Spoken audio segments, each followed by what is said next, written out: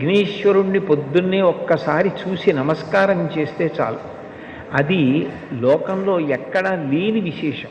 ఒక్కసారి ఆయన ముఖం వంక చూసి నమస్కారం చేసి 16 నామములు ఉన్న శ్లోకం చెప్పి బయటికి వెడితే చాలు, విజయం సిద్ధిస్తుంది అని. రెండవది ఆయన యొక్క అపారమైన కరుణ. ఇంకా అంతా ఇంత కరుణ కాదు విఘ్నేశ్వరుడిది. ఆయన క్షమించినంత తొందరగా ఎవ్వరూ క్షమించరు. మీరు చూడండి, అందరికన్నా ఎక్కువగా మరిచిపోయే లక్షణం ఎవరికి ఉంటుంది అంటే పిల్లల యందు ఉంటుంది. మీరు పిల్లలు అనేటప్పటికీ ఒక విషయం జ్ఞాపకానికి తెచ్చుకోవచ్చు.